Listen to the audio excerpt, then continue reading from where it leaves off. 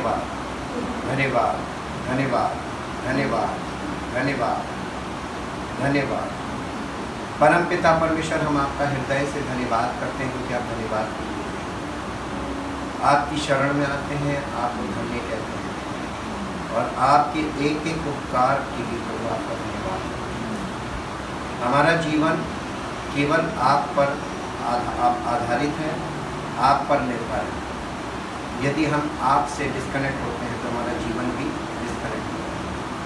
हम धन्यवाद करते हैं पिता परमेश्वर, आपने उस जीवन की बात की है जो अनंत जीवन है, जिस जीवन का कोई अंत नहीं। आपका वचन हमसे उसी जीवन के विषय में बात करता है। हम धन्यवाद करते हैं पवित्र आत्मा के लिए और आपके पवित्र वचनों के लिए, जिनके द्वारा पवित्र आत्मा हमें आपके इकलौते पुत्र प्रभु यीशु मसीह के द्वारा उद्धार प्राप्त करने की समझ प्राप्त देता है और हमें समझदार बनाता है ताकि हम सच्चाई को जानें और सच्चाई को समझें और उस पर विश्वास करें जिसके द्वारा हमें उद्धार मिल सकता है और हमारा जीवन आपकी इच्छा और योजना के अंतर्गत हो, ताकि हमारे जीवन से आपकी महिमा हो और हमें अनंत जीवन प्राप्त हो। आपका नाम धन्यवाद के साथ इस प्रार्थना को आपके प्रभु यीशु मसीह के नाम से आमीन। Praise the Lord. Word of God part 9 में आज हम बहुत महत्वपूर्ण सब्जेक्ट पर मनन करने जा रहे हैं। स्पिरिचुअली डेड मीन्स आत्मिक तौर पे मृतक का क्या मतलब है। Means separation from God and physically alive. शारीरिक रूप में तो हम जीवित हैं और आत्मिक तौर पर हम परमेश्वर आत्मा है तो हमारी आत्मा परमेश्वर से अलग हो गई। सेपरेशन, जैसे हमारे शरीर से प्राण सेपरेट होता है या निकल जाता है तो हम शारीरिक तौर पर मृतक होते हैं, वैसे ही हमारे अंदर से हमारी आत्मा मृतक अवस्था में होती है और हम शारीरिक तौर पर जीवित हैं। तो ये दशा जो होती है ये स्पिरिचुअली डेड कहलाती है। और आदम ने जिस समय फल खाया, आज्ञा का उल्लंघन किया और उस आज्ञा उल्लंघन में कभी कभी बच्चे ऐसी गलती करते हैं जिसका खामियाजा या जिसका सुधार नहीं किया जा सकता। हमेशा याद रखिए, उसमें कोई सुधार नहीं हो सकता, बहुत लंबे रास्ते से आपको जाना पड़ेगा। ठीक वही चीज़ बागे अदन में हुई कि उस पहले जोड़े ने एक काम ऐसा कर दिया जिसका नतीजा आज पूरी मानव जाति और ये इतना गंभीर विषय है और इतना गहरा विषय है, इसको समझना बहुत ज़रूरी है। मनुष्यों के दिमाग में मृत्यु का मतलब सिर्फ फिजिकल डेथ है, लेकिन फिजिकल डेथ का रीज़न क्या है कि कैसे मृत्यु संसार में आई, फिजिकल डेथ आई कैसे। अगर आप परमेश्वर के वचन में जाकर देखें, मेरे साथ निकाल लीजिए थोड़ा सा रीजनिंग का लेट डेथ के ऊपर, ताकि ये विषय आपको पूरा समझ में आ जाए। मेरे साथ कोई जन मेरे लिए पढ़ दे उत्पत्ति की पुस्तक, उसका अध्याय 2, उसका 16 पद पढ़िए, 16 और 17 पद।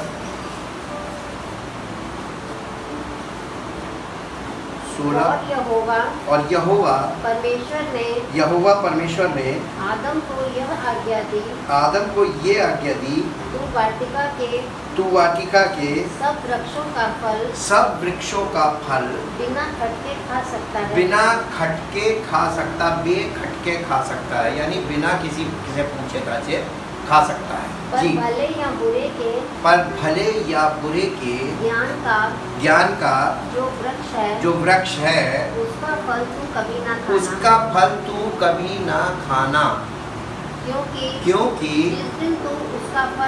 जिस दिन तू उसका फल खाएगा उसी दिन अवश्य मर जाएगा। ये परमेश्वर ने कहा था, उसी दिन अवश्य मर जाएगा। 3 अध्याय उत्पत्ति की पुस्तक 3 अध्याय का 4 पद पढ़िए। तब सर्प ने स्त्री से कहा, तुम निश्चय न मरोगे, तुम निश्चय ना मरोगे, वरन परमेश्वर आप जानता वरन है परमेश्वर आप जानता है कि जिस दिन तुम उसका फल खाओगे, तुम उसका फल खाओगे, जो मना किया गया उस पेड़ का फल खाओगे, उसी दिन तुम्हारी आंखें खुल जाएंगी, तुम्हारी आंखें खुल जाएंगी, और तुम भले बुरे का ज्ञान पाकर परमेश्वर के तुल्य हो जाओगे। परमेश्वर के तुल्य हो जाओगे। अब देखिए, दो आज्ञाएं, एक परमेश्वर ने कहा और एक शैतान ने कहा। अब उस जमाने में अगर आप पहला मनुष्य हैं तो आपके पास कोई ज्ञान का स्रोत है नहीं, जानकारी प्राप्त करने का कोई स्रोत नहीं। अब आप क्या करेंगे? डिसीजन लेना है, हमें डिसीजन लेना है परमेश्वर का। हम परमेश्वर की बात को सामने रख के डिसीजन ले सकते हैं या हम अपनी इच्छा से डिसीजन ले सकते हैं। परमेश्वर ने मना किया था मत खाना, जिस दिन तुम उसे खाओगे उसी दिन अवश्य मर जाओगे। ये बात ध्यान रखिएगा, एक एक शब्द, उसी दिन अवश्य मर जाओगे। उत्पत्ति की पुस्तक 5 अध्याय और उसका 5 पद पढ़ लीजिए।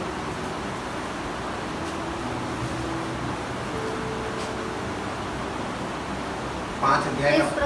इस प्रकार आदम की कुल आयु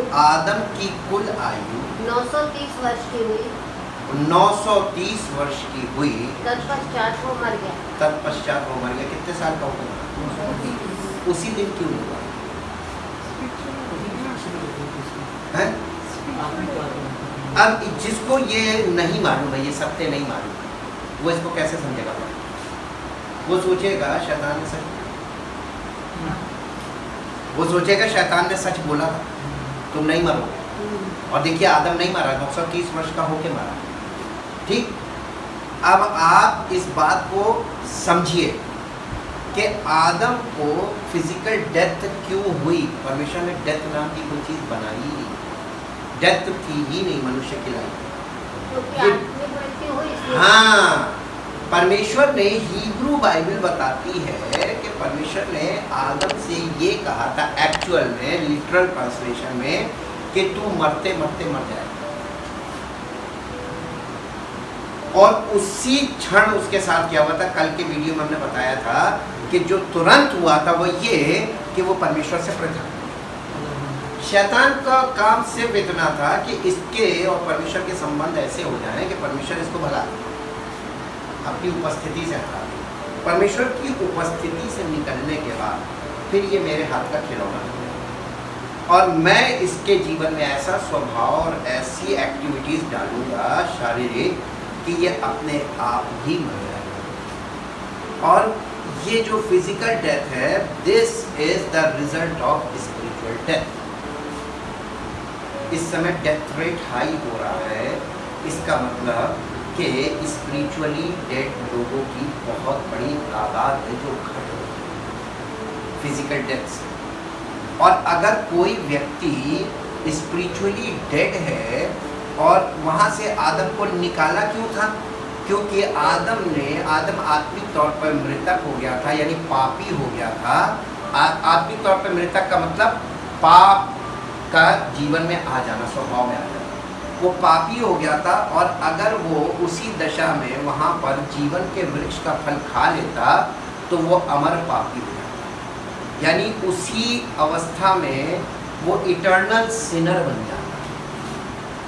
परमेश्वर ने ये योजना बनाई कि इसको इटर्नल सिनर बनने से अच्छा है कि ये फिजिकल डेथ में चला जाए। तो परमेश्वर ने उसको वहाँ से निकाला, जिसके कारण वो फिजिकल डेथ में, और उसके बाद से वो फिजिकल डेथ सबके जीवन में रेगुलराइज हो गई, अनिवार्य हो गई। और फिजिकल डेथ का रीज़न है स्पिरिचुअली डेड, फिजिकली अलाइव। आप जो भी जीवन जीते हैं वो पापमय जीवन है। जब आप नए नियम में आते हैं तो आपको यीशु मसीह हमें मृत्यु से बचाने के लिए आया। यहाँ पर जो मृत्यु वर्ड है, यहाँ पे नए नियम में डेथ का मतलब है इटर्नल डेथ, अनंत मृत्यु से बचाने आया। अनंत मृत्यु का मतलब होता है कि पापी हालत में फिजिकल डेथ हो जाता है। पाप की दशा में हमारी शारीरिक मृत्यु होना मीन्स इटर्नल डेथ। अब जितने लोग जो यीशु मसीह को नहीं जानते और जितने लोग जिन्हें जो पवित्र आत्मा के अनुसार जीवन व्यतीत नहीं कर रहे हैं, उनकी फिजिकल डेथ का मतलब क्या हुआ? इटर्नल डेथ, अनंत मृत्यु। अब उनको उद्धार नहीं मिल सकता। क्यों नहीं मिल सकता? उद्धार जीवित रहते में मिलेगा। जीवित रहते हुए हमें परमेश्वर के इकलौते पुत्र उसके उस बलिदान पर विश्वास करना जो उसने हमारे पापों के लिए दिया, और पाप से हमको जब यानी छुटकारा मिलता है या माफ़ी मिलती है यीशु मसीह के द्वारा, तब हम इस योग्य होते हैं कि हम पवित्र आत्मा हम प्राप्त कर सकें। तब परमेश्वर हमको पवित्र आत्मा देता है, और पवित्र आत्मा हमारे जीवन में आकर क्या करता है? वो हमें पाप के स्वभाव से निकालने का काम करता है, अगर हम पवित्र आत्मा के अनुसार चलें तो। नहीं तो फिर वही आ जाता है कि अगर हम उसके बाद भी शारीरिक रूप से जीवन व्यतीत करते हैं शारीरिक स्वभाव में, तो भी हम इटर्नल डेथ में ही जा रहे हैं। तो अनंत मृत्यु पहले भी थी और अनंत मृत्यु बाद में भी है। यीशु मसीह के द्वारा क्षमा प्राप्त करने के बाद भी रिस्क फैक्टर और बढ़ जाता है। अब हम चलते हैं आज के मुद्दे में। Spiritually dead means separation from God and physically alive. ये दशा है आज प्रत्येक मनुष्य की।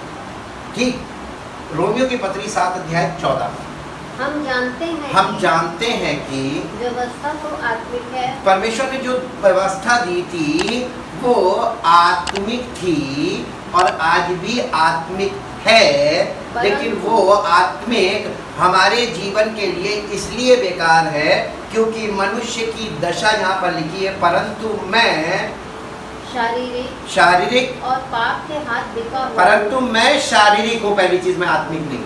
बिना पवित्र आत्मा प्राप्त किए हम आत्मिक नहीं हो सकते। Condition number 1।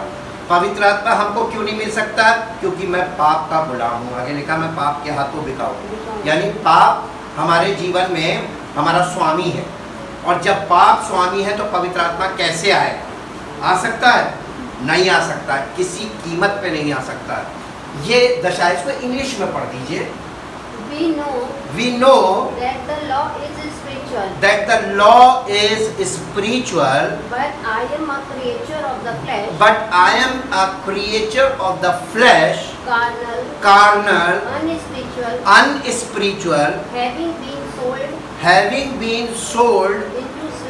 Into slavery. Under the control of sin. Under the control of sin. मैं पाप के कंट्रोल में हूँ, पाप हमारे ऊपर प्रभुता कर रहा है, तो पवित्र आत्मा तो हमको मिल नहीं सकता। जब पवित्र आत्मा नहीं आ सकता तो हम शारीरिक और दिमागी और मानसिक और ये वाले मनुष्य, दिमाग बहुत दौड़ाता है, अपने सारे घोड़े खोले रहता है, साम दाम दंड भेद का इस्तेमाल इसीलिए करता है कि काश मेरी बुद्धि कहीं ना कहीं ऐसा हो जाए कि मेरा काम बन जाए, लेकिन होगा नहीं।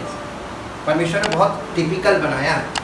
इसके बाद देखिए, the result of spiritually dead every person lost the knowledge of God. आत्मिक तौर पर मृतक हर एक व्यक्ति परमेश्वर से संबंधित जानकारी से या उसके जानकारी के अभाव में है, या वो उससे खत्म हो गई, यानी लॉस्ट, वो उस ज्ञान से वो अलग हट गया। परमेश्वर की उपस्थिति से बाहर आते ही आदम लॉस्ट नॉलेज ऑफ गॉड में चला गया। उसका नतीजा क्या हुआ? इसको पढ़िए, ये बहुत भयानक आ गया। Lost knowledge of God, Romeo की पत्री 1 अध्याय उसका 28 पर। जब उन्होंने परमेश्वर को पहचानना ना चाहा, तो परमेश्वर ने भी उन्हें उनके निकम्मे मन पर छोड़ दिया कि वे अनुचित काम करें। कभी उचित नहीं करेगा मनुष्य, शारीरिक मनुष्य कभी उचित काम नहीं करेगा। आप कभी एक्सपेक्ट भी मत कीजिएगा। ये कहाँ से हमको जानकारी मिल रही? परमेश्वर के वचन से। और वचन झूठ नहीं होता, ये पूर्ण सत्य है, ये परखा हुआ है जी। इसके बाद हम आते हैं तीसरे पॉइंट पे, there are two sources of spiritual death. दो स्रोत हैं आत्मिक मृत्यु के। पहला है, first source is the fall. पहला सोर्स क्या है? आदम का पतन, परमेश्वर की उपस्थिति से उसका बाहर निकाला जाना। ये पहला सोर्स है। हम सब किसकी संतान है? आदम की संतान है। भूलिएगा कभी मत भूलिएगा।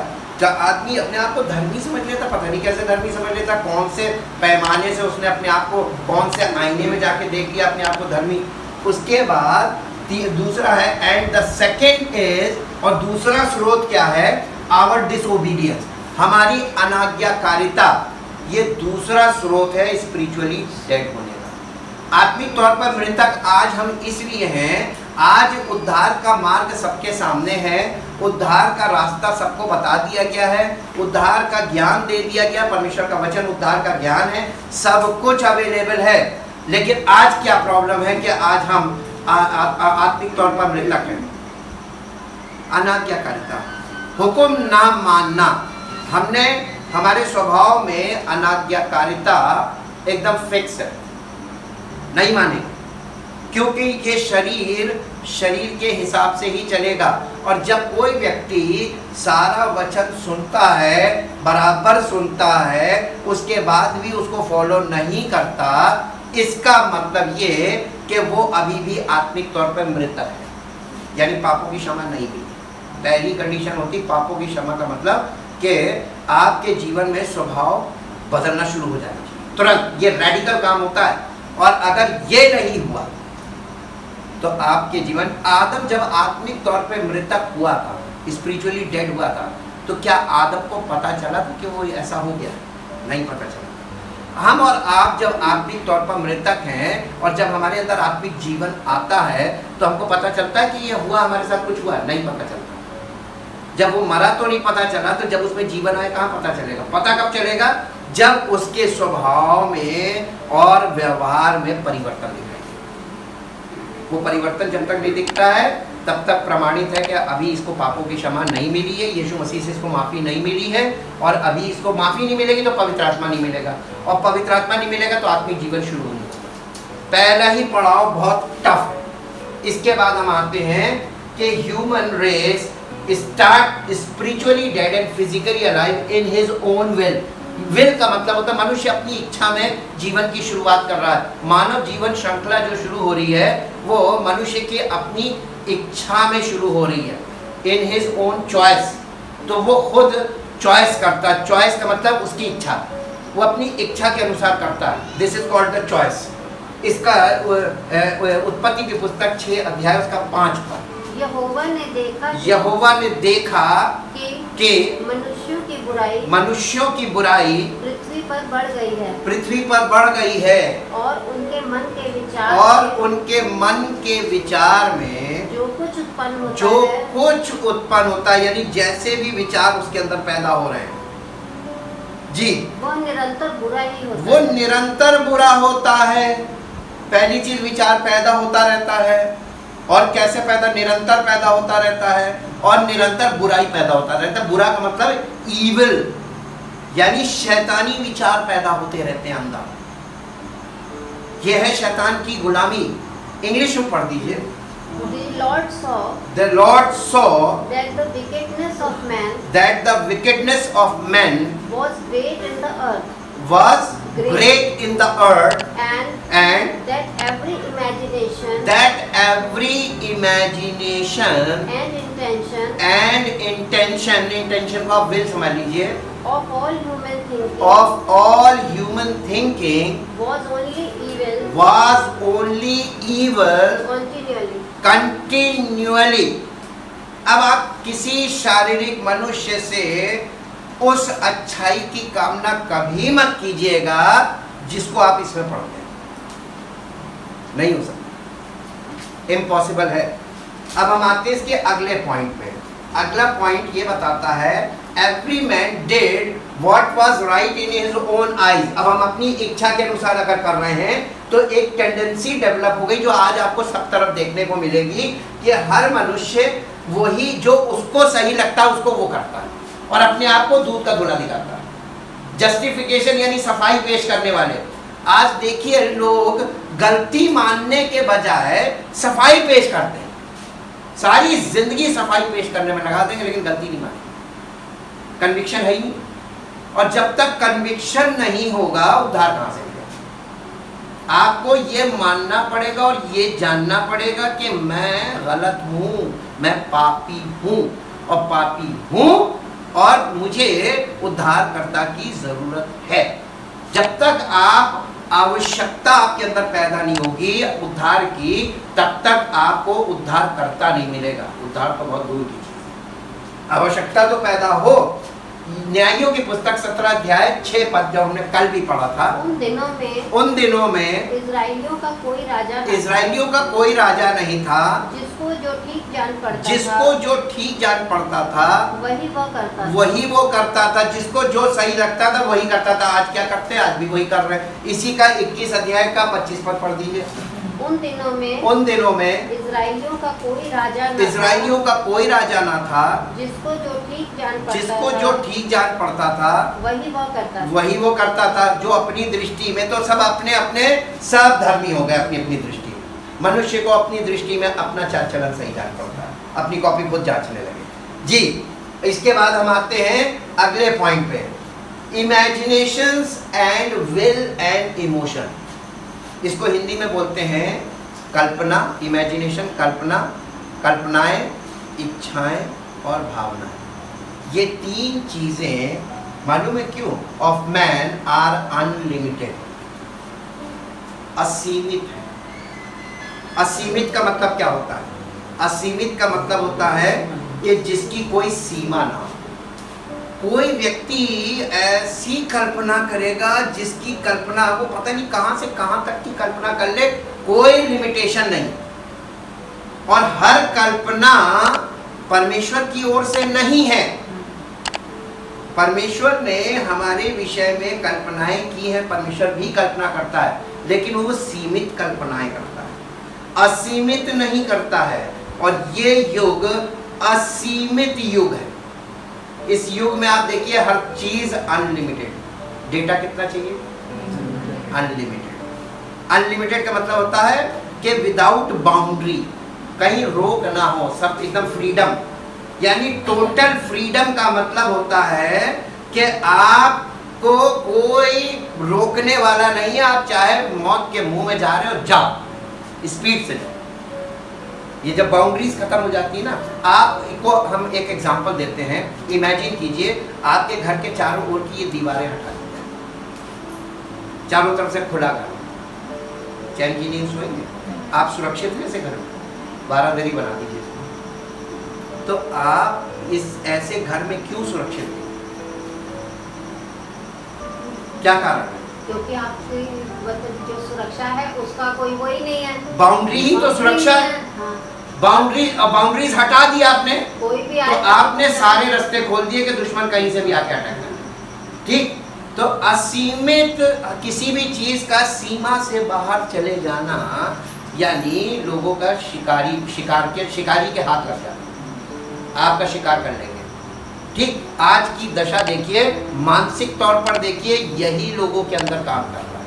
ये थॉट है, हर चीज उसको चाहिए लिमिटेड, किसी चीज की कोई लिमिट नहीं होनी चाहिए।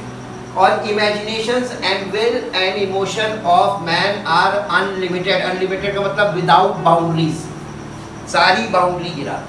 हमें कोई राजा नहीं चाहिए, हमें कोई कानून नहीं चाहिए, हमें कोई रिस्ट्रिक्शन नहीं चाहिए। हमारे मन की करो, हम अपने मन की करेंगे, हम अपने मन के राजा हैं। अब इस टाइप के कितने लोग होंगे? सब। स्पिरिचुअली डेड का मतलब फिजिकली अलाइव मतलब सबकी यही दशा है। और ये दशा बहुत भयानक दशा है। रोमियो की पत्री 1 अध्याय 21 पद। इस कारण की परमेश्वर को जानने पर, ये यहूदियों के लिए बताया जा रहा है, इस कारण की परमेश्वर को जानने पर भी उन्होंने परमेश्वर के योग्य बड़ाई और धन्यवाद ना किया, परंतु व्यर्थ विचार क्या करने लगे?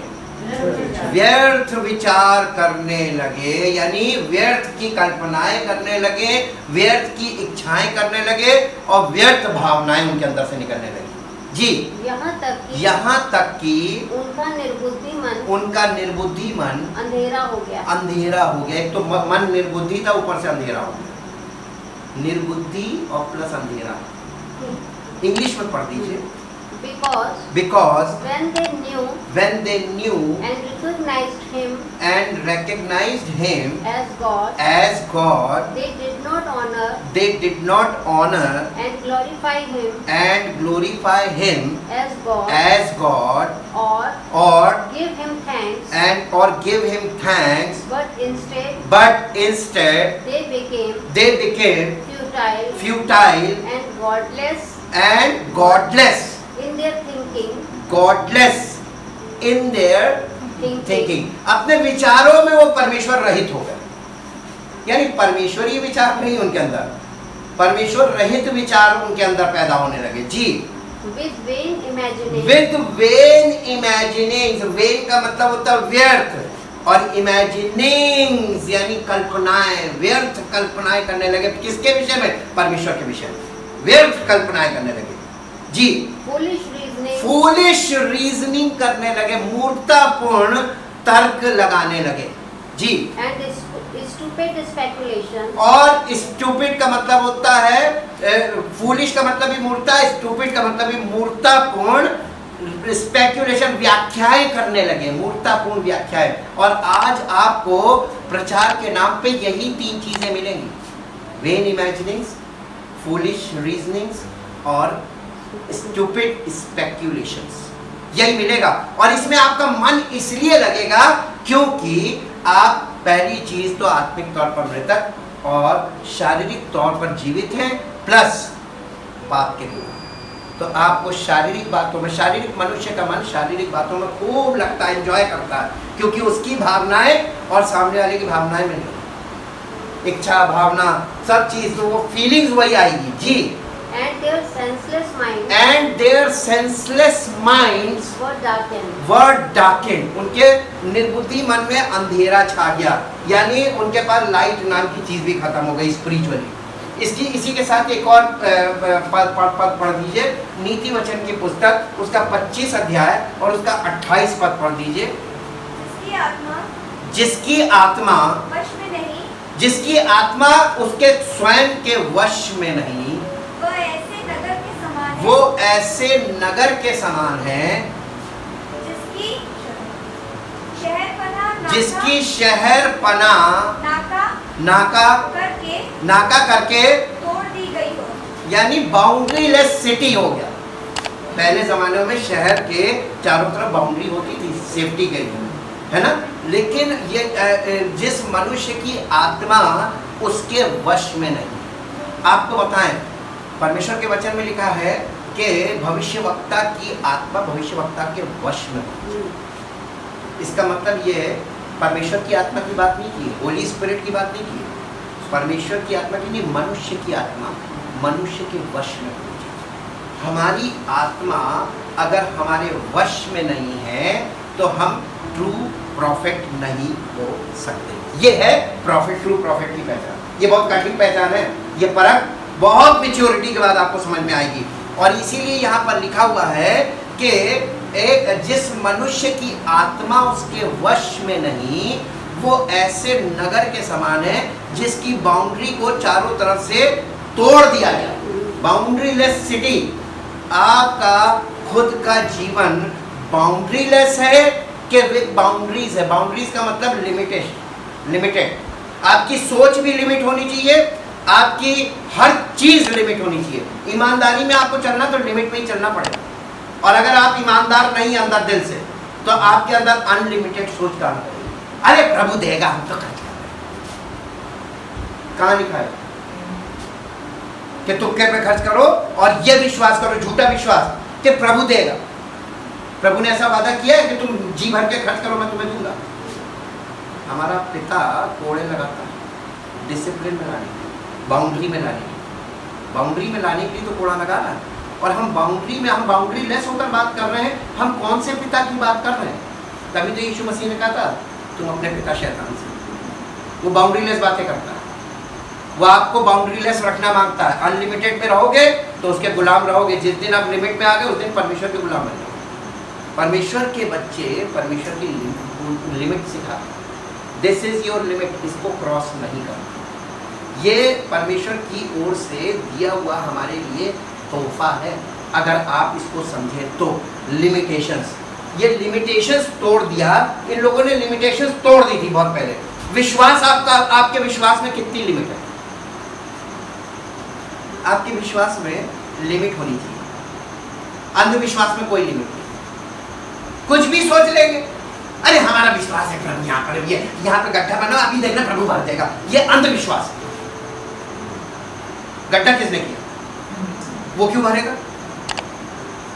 वो क्यों भरेगा? जो गलती हमने की, हम अपनी गलती का एहसास करने के बजाय हम उल्टा अंधविश्वास करें कि ये प्रभु भर देगा। ये इस तरीके का प्रचार और इस तरीके के प्रचार में बोली गई बातें उन लोगों को अच्छी लगती हैं जो परमेश्वर को अच्छी तरीके से उसके वचन को समझते नहीं हैं और विश्वास में कच्चे होते हैं, अंधविश्वास से भरे होते हैं। फॉल्स फेथ जिसको बोलते हैं, अंधविश्वास का मतलब फॉल्स फेथ, जिसकी लिमिटेशंस नहीं है। परमेश्वर ने हर चीज़ की लिमिटेशंस रखी हैं और लाइफ में अगर लिमिटेशन नहीं है तो आपकी लाइफ परमेश्वर का जीवन नहीं, आप पवित्र आत्मा के साथ नहीं चल पाएंगे। इसी के साथ साथ हम एक पद और आप मेरे लिए पढ़ दीजिए, नीति वचन की पुस्तक उसका 16 अध्याय का 32 पद पढ़ दीजिए, हिंदी में फिर इंग्लिश में। नीति वचन 16 अध्याय 32 पद। विलंब से क्रोध करना, विलंब से क्रोध करना, वीरता से और अपने मन को वश में रखना, और अपने मन को वश में रखना नगर को जीत लेने से उत्तम है। नगर को जीत लेने से उत्तम है। दो चीजों को कंपेयर किया जा रहा है। विलंब से क्रोध करना वीरता से बढ़ता। आप वीर तभी होंगे जब आप क्रोध करने में धीरे हो जाएंगे। तुरंत क्रोध, मिलिट्री में भी ऐसे लोगों को डिसेबल लिखा जाता है। बंदूक का लाइसेंस ऐसे लोगों को कभी नहीं मिलता, पूरा उनका छानबीन होती है। क्रोधी मनुष्य को कभी कोई हथियार नहीं दिया जाता, मालूम क्यों? या तो अपने को मान लेगा या सामने वाले को मान लेगा, इसलिए नहीं दिया जाता। उसके बाद ऑलरेडी इतनी बड़ी तोप है, वो खुद अपने आप में तोप है। इसलिए यहाँ पर लिखा हुआ है कि विलंब से क्रोध करने वाला वीरता से और अपनी आत्मा को वश में रखने वाला नगर जीत लेने वाले से बड़ा।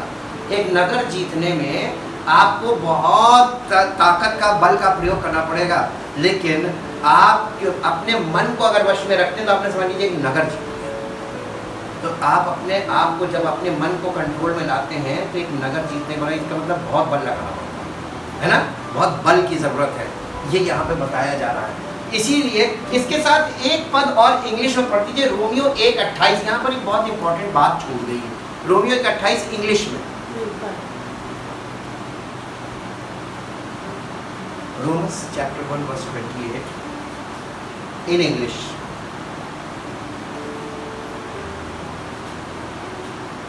And so, since they did not see fit to acknowledge God, they did not see fit to acknowledge God or approve of Him, or approved of Him, or consider Him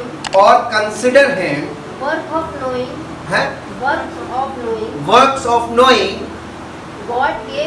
God gave them over to a base and condemned mind, ये depraved mind है। depraved mind हमने बताया था ना, यही है depraved mind, condemned mind, to do things not proper or decent but loathsome मतलब हर काम करोगे वो काम सड़ जाएगा। जिस काम को तुम करोगे वो तुम्हारा काम बहुत दिनों तक टिकेगा नहीं। ये कंडीशन आ गई थी वहीं पे, लॉस्ट नॉलेज ऑफ गॉड के कारण। अब हम इन सब दशाओं में आगे बढ़ते जा रहे हैं, हमारा जीवन भर गया इस चीज से। आज ये पूरी मानव सृष्टि जो आप देख रहे हैं सारी की सारी इसी दशा में फंस गई। अब इसके साथ साथ एक पद और देखिए, we need perfect sacrifice to receive forgiveness of our sin. हमको इस दशा से निकलने के लिए एक सिद्ध बलिदान की जरूरत है। वो सिद्ध बलिदान आप कहां से लाओगे? मनुष्य के वश में सिद्ध बलिदान भी संभव नहीं। परमेश्वर ने हमसे ऐसा प्रेम किया कि उसने अपने इकलौते पुत्र को सिद्ध बलिदान के रूप में बलिदान किया। काहे? ताकि हमको इस दशा से छुड़ा ले, इस दशा से हमको छुड़ा ले। एक आशा है, और इस आशा को आप जब विश्वास करते हैं, आशा जब विश्वास में कन्वर्ट होती है, तब ये काम हमारे जीवन में शुरू होता है। और जब तक हम पवित्र आत्मा के अनुसार अपने जीवन को व्यतीत करके आखिरी सांस तक जब तक व्यतीत नहीं करते हैं, तब तक हमको पूरी तरीके से छुटकारा नहीं मिलता है। इसके लिए इब्रानियों की पत्री 10 अध्याय का 10 पद पढ़िए। उसी इच्छा से हम यीशु मसीह की देह के एक ही बार बलिदान चढ़ाए जाने के द्वारा पवित्र किए गए हैं। एक बार ये बलिदान हुआ है और हम उस पर विश्वास करते हैं, उसके द्वारा हमें पापों की क्षमा मिलती है और पवित्र आत्मा मिलता है ताकि हम पवित्र हो जाए। ठीक, तो यहाँ पे इंग्लिश में पढ़ दीजिए इसको। And in accordance with this will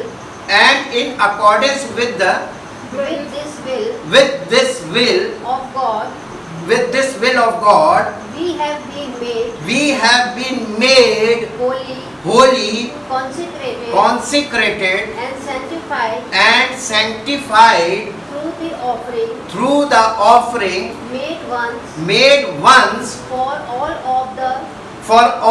of the body of Jesus Christ, the anointed one. उसके देह के एक बार बलिदान से सारी मानव जाति को पापों से क्षमा मिल सकती, जो कोई उस पर विश्वास करे। अब यहाँ पर बहुत कठिन चीज आती है, उस पर विश्वास करना। यीशु मसीह पर विश्वास नहीं करना है। यीशु मसीह ने जो हमारे पापों के लिए बलिदान दिया है, उस बलिदान पर विश्वास करना। ठीक, अब पहली दूसरी बात आती है, after receiving the forgiveness of our sins we are able to receive the gift of the Holy spirit.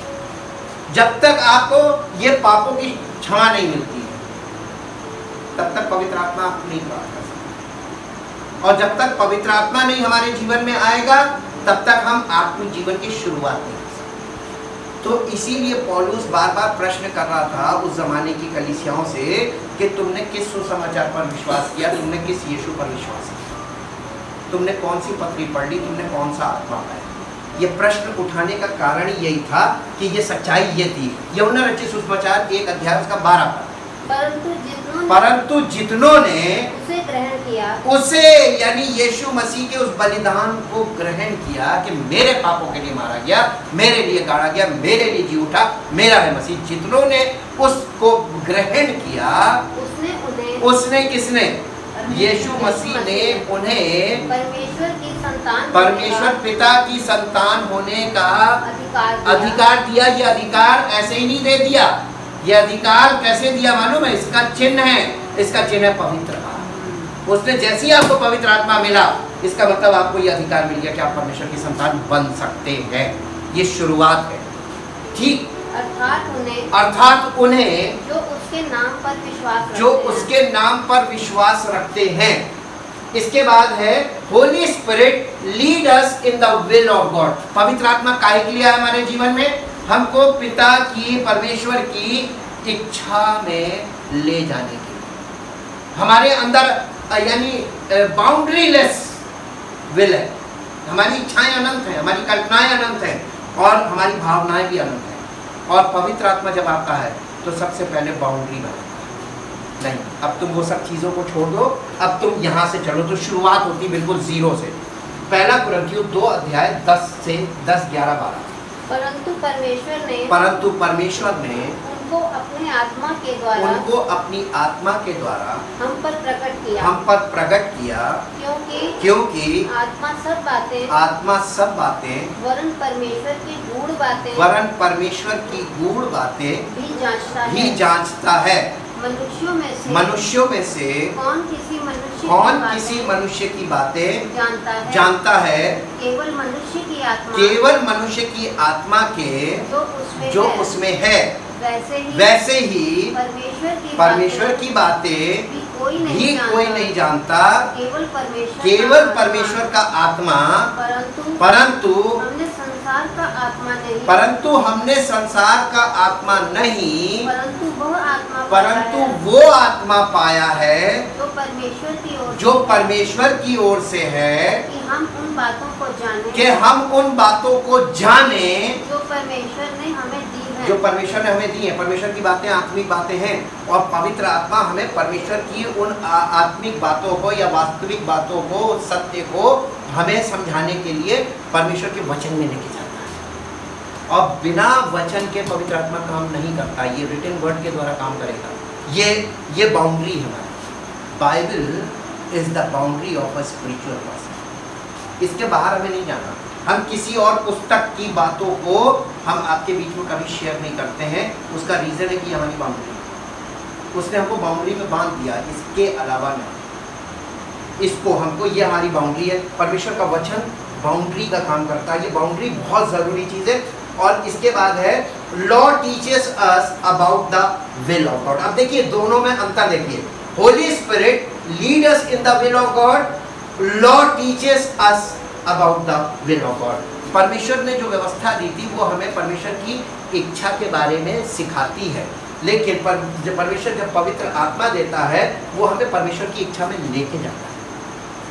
Law हमें ले जा नहीं सकता परमेश्वर की इच्छा, लेकिन परमेश्वर की इच्छा को प्रकट जरूर कर सकता, बता सकता, सिखा सकता है। गलातियों की पत्री 3 अध्याय उसका 23 और 24 पद। पर विश्वास के आने से पहले व्यवस्था की अधीनता में हमारी रखवाली होती थी, यानी बाउंड्री थी। व्यवस्था बाउंड्री का काम कर रही थी जी। और उस विश्वास के आने तक जो प्रकट होने वाला था, हम उसी बाउंड्री में रहे, बंधन में रहे। इसलिए व्यवस्था मसीह तक पहुंचाने के लिए हमारी शिक्षक हुई। वही हमको सिखाती है कि परमेश्वर की इच्छा क्या है, जानो जी।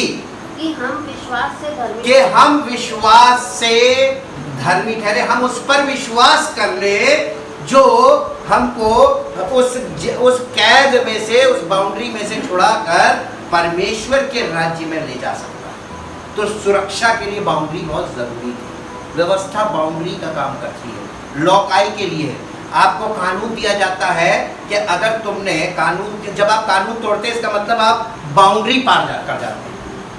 आपने गुस्सा आया बहुत कस के, आपने किसी को ऐसा मारा वो मर गया, तो आपने बाउंड्री पार की ना। कैसे की? गुस्से में। तो आपने गुस्सा किया, उस गुस्से का नतीजा ये था कि आपने अपराध किया। काइन ने हाबिल का अपराध ऐसी तो कर दिया। उसने अपने भाई को, गुस्सा आया, अपने भाई पे चढ़ गया, उसको मारा, ऐसा मारा कि वो मर गया, तो वह हत्यारा कहलाया। परमेश्वर कोई मुरव्वत नहीं करता है। और गलत तो गलत, और परमेश्वर क्या 10% 50% गलत और 50% सही नहीं है। 100% गलत और 100% सही है। अगर आपने, इसीलिए लिखा है जिसने परमेश्वर की 10 आज्ञाओं में से 9 को माना और 1 तोड़ा, उसने सबको तोड़ा। अब कौन सी एक तोड़ रहे हैं तो आप सबके दोषी। तो आपको इस कानून से कौन बचाएगा? ये संभव ही नहीं है कि कोई 10 को पूरा करे, कोई एक जरूर टूटेगा। तो इसका मतलब ये हुआ कि ये जो परमेश्वर ने हमें व्यवस्था दी थी, इसको हमें करना कुछ नहीं था, लेकिन इससे हमको ये जानकारी जरूर मिल रही थी कि हमें छुटकारे की जरूरत है। We need Christ. इंग्लिश में पढ़ दीजिए सिस्टर, ये Galatians chapter 3 verse 23-24। Now, before the faith came, we were perpetually guarded under the law. Guarded का मतलब बाउंड्री के अंदर, under the law, kept in custody kept in custody, in preparation for the faith that was destined to be revealed, unveiled, disclosed, so that the law served us Jews as our trainer, our guardian, our guide to Christ, to lead us until Christ came, that we might be justified, declared righteous, put in right standing with God, by and through faith. यहाँ पे by and through हमने आपको पहले भी बताया था, विश्वास करने के साथ, विश्वास के द्वारा, यानी यीशु मसीह है। ये जो पहला विश्वास है जो आप कर रहे हैं यीशु मसीह के बलिदान पर, दूसरा फेथ जो है, नाउन है, वो है यीशु मसीह। यीशु मसीह में से होकर आप उस पार निकलेंगे। अब आपसे मुद्दे की बात करते हैं। यीशु मसीह में उद्धार देने आया था कि अनंत जीवन देता है? तो लोग उद्धार में काम करते हैं। उद्धार तो उस जीवन का जो हमें अनंत जीवन देना है, उसकी शुरुआत उद्धार प्राप्त करने के बाद होती है, और वो जीवन हमारा कंप्लीट होता है अनंत जीवन पे जाकर। और बिना पवित्र आत्मा के यदि कोई व्यक्ति अपना जीवन व्यतीत करता है, उद्धार प्राप्त करने के बाद शारीरिक जीवन व्यतीत करता है और उसकी शारीरिक मृत्यु हो जाती है, तो क्या उसको अनंत जीवन मिलेगा? नहीं, 100% नहीं। लिख के लेंगे, हमको मालूम होना चाहिए, वचन हमको सब सिखा, पवित्र आत्मा इसीलिए हमको दिया गया कि हम समझें। अगर हमको उद्धार मिला, यानी उद्धार में क्या मिलता है? पापों की क्षमा और पवित्र आत्मा का दान। पवित्र आत्मा के अनुसार हम जीवन की आखिरी सांस तक जीते हैं और हमारी फिजिकल डेथ होती है, तो हम सीधे अनंत जीवन में प्रवेश करते हैं। यही बात पौलुस ने कही थी कि जीना मेरे लिए मसीह, मरना लाभ। आप मसीह में 100% नहीं है और फिजिकल डेथ है, हो गई, तो आपकी अनंत मृत्यु हो। क्या अनंत मृत्यु से अज्ञान है? लोगों को नहीं मालूम, मृत्यु के बारे में कुछ नहीं मालूम। शारीरिक मृत्यु को आप फोकस कर रहे हैं। शारीरिक मृत्यु आत्मिक मृत्यु का कारण है। आत्मिक मृत्यु के कारण शारीरिक मृत्यु आती है। और अगर आप शारीरिक आत्मिक तौर पर जीवन जीना शुरू करते हैं, तो देह पाप के कारण मरी हुई, यही नया नियम बताता है, परंतु आत्मा धर्म के कारण जी। तो पवित्र आत्मा के द्वारा आपकी आत्मा सीधे अनंत जीवन में प्रवेश करेगी। यीशु मसीह हमको खाली उद्धार देने नहीं आया था। उद्धार तो अनंत जीवन की शुरुआत है, और अनंत जीवन हमारा लक्ष्य होना चाहिए, उद्धार नहीं। उद्धार पुरानी चीज है, वो अभी तक लोग उद्धार पे ही अटके हुए हैं, क्योंकि किसी को मिल ही नहीं। उद्धार तो मिल जाता है, लेकिन उद्धार का जीवन कोई नहीं जीना मांगता है, क्योंकि सब शरीर के अनुसार जीवन व्यतीत करते हैं पवित्र आत्मा प्राप्त करने के बाद। Thank you, thank you, thank you. परम पिता परमेश्वर, हम आपका धन्यवाद करते हैं कि आपने हमारे लिए जो योजनाएं बनाई, उन योजनाओं को आप हमारे जीवन में अपनी पवित्र आत्मा के द्वारा पूरा करना चाहते हैं। इसीलिए आप पवित्र आत्मा से हमें परिपूर्ण करते हैं और पवित्र आत्मा का वरदान देते हैं, ताकि हमारा जीवन पवित्र आत्मा के अनुसार जिए और हम जिए, और हमारे जीवन से ये बात साबित हो पवित्र आत्मा के फलों के द्वारा कि हम वाकई में मसीह में हैं, और पवित्र आत्मा के फल इस बात की गवाही दें, ताकि हमारा जीवन सिद्ध हो और परमेश्वर की महिमा का कारण बने और हम अनंत जीवन के वारिस करें। इसलिए प्रभु आपके पवित्र वचनों के लिए और पवित्र आत्मा के लिए धन्यवाद करते हैं।